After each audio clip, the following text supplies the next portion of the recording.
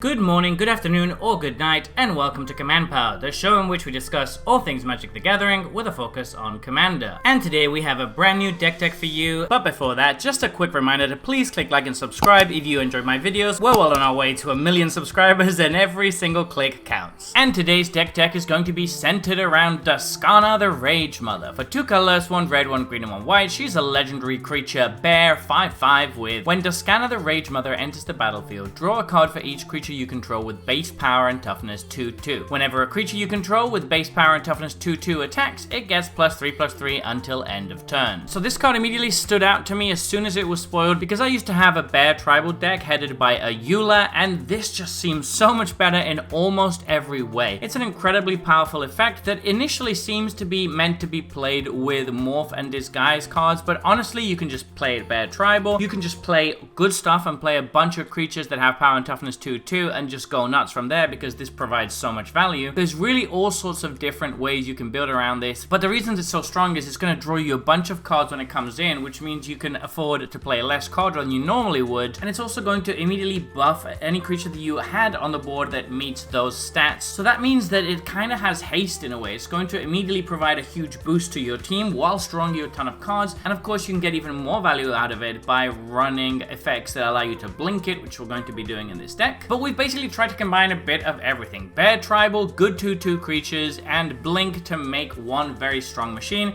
So without further ado, let's get started. And we're starting off with Adaptive Automaton. It's obviously a 2/2, which is great, but it can also be a bear that buffs all of our other bears, which is very nice. Ashcove Bear has flash, which is quite nice, and it's a bear, which is something that this deck is looking to play a lot of. A Eula Queen among bears used to be our best bear payoff. Now she's just a good part in this deck. Obviously we're playing quite a few bears, so this is going to allow us to control the board very nicely and grow our creatures. Bear Cub is really cute, even though it's just a vanilla 2/2. Beast Whisperer is going to serve as a card draw effect. Unfortunately, it is a 2/3 and not a 2/2, but we can't have everything, can we? Bramble Familiar is a 2/2 that ramps. We do want most of our ramp cards to be 2/2s so that they provide us with card draw and benefit from the buff later in the game, which means that they're not dead draws at any point. This one actually comes in with a neat card advantage ability as well, so it's pretty strong. Caller of the Claw is a 2/2, which is obviously great, and it also makes a bunch of other 2/2s in response to a board wipe, so this is very powerful in the deck, and they're all bears as well. Charming Prince is excellent because it's a 2/2 that also allows us to blink our commander, which is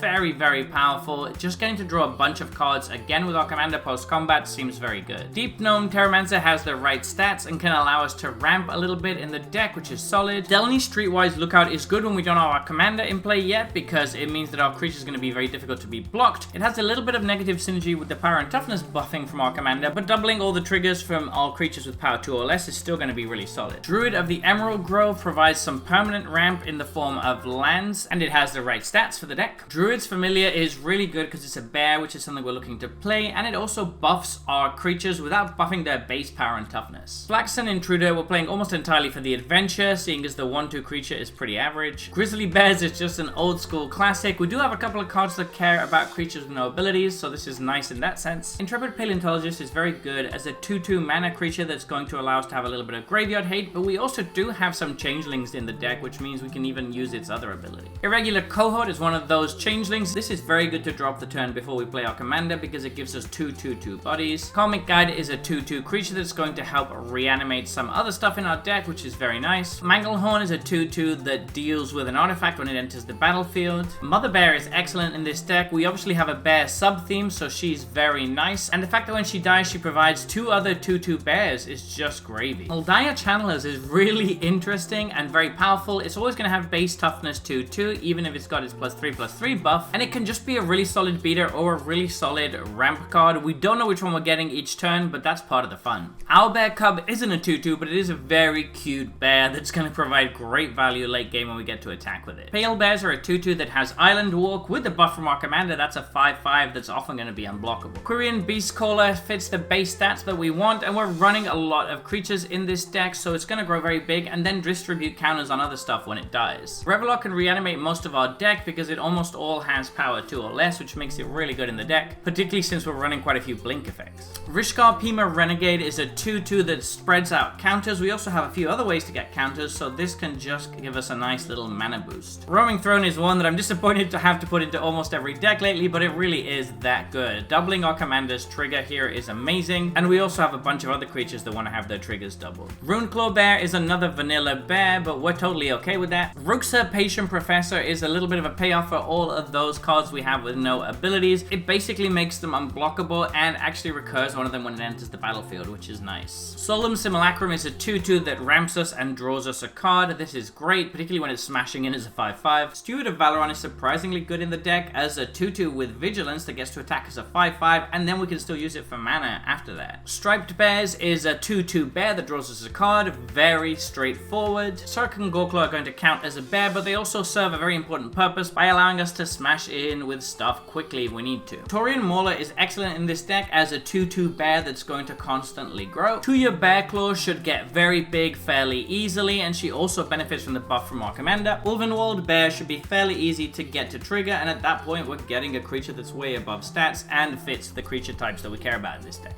Unyielding Gatekeeper is really good because both modes are relevant in this deck. We can either flip it over to protect our commander and blink it, thus getting its trigger again, and not only that, it can protect any non-land permanent we control, but then it can also deal with anything from our opponents, and giving them a 2/2 after that is not that important. This is actually a very powerful disguise card. Wilson Refined Grizzly is an excellent addition to the deck, particularly when it's attacking as a 5/5 with Vigilance, Reach, and Trample. Moving on to enchantments, we have a Eula's Influence. This is obviously really good in the deck. We're going to have very full hands, so we're probably going to have extra land cards, which we can then turn into more 2/2s, which get huge, and will eventually draw us more cards. Bearscape is similarly very good, and they both work very well together because a Eula's Influence is of course going to be filling up your graveyard. Blessed Sanctuary combos very well with stuff like Blasphemous Act in our deck, but also it's basically going to give us an extra 2/2 every time a creature enters the battlefield under our control, which is going to add up quick when they're all getting buffed. Felidar Retreat is particularly good in this deck because the 2/2 mode, which usually isn't that great, can be very strong. Rhythm of the Wild is going to give our creatures haste, which is always important in an aggressive deck like this. Teleportation Circle makes sure we can reuse our commander's ability turn after turn. Tribute to the World Tree is mostly going to be buffing our team, seeing as they're all 2/2s, but we don't mind that. And Words of Wilding works very interestingly with our commander. If we already have a fairly big hand and we don't need any extra cards, we can just turn them into bears by paying a little bit of mana. Moving on to instants, we have Cloud Shift and Ephemerate, which are basically just ways to protect our commander and get his ETB again. Return of the Wild Speaker is going to be a really good finisher that can also draw us a nice amount of cards. Semester's End is an all-star in this deck by allowing us to protect our creatures, grow them, and trigger our commander's ETB again. And moving on to sorceries, we have Fade from History, which gives us a nice little bit of protection against other people's enchantments and artifacts, whilst also probably giving us a bear. Grisly Fade can be really good if we've got the Threshold ability active by giving us 4 2/2 bears, which is a great rate.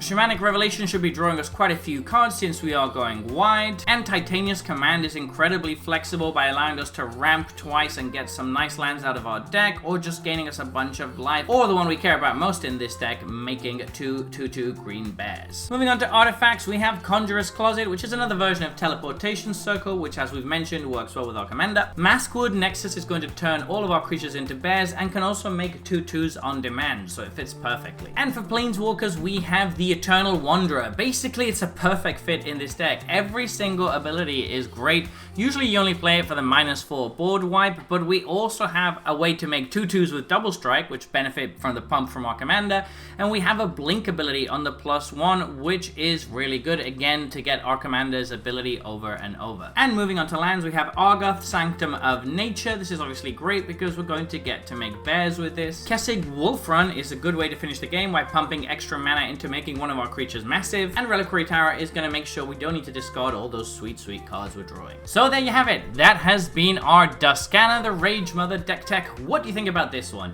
Would you have built it in a different way? Is there a different angle that you would have gone for? Let me know in the comment section below. I read all comments and respond to all of them too. And if you enjoyed this video, don't forget to click like or subscribe. It really helps the channel.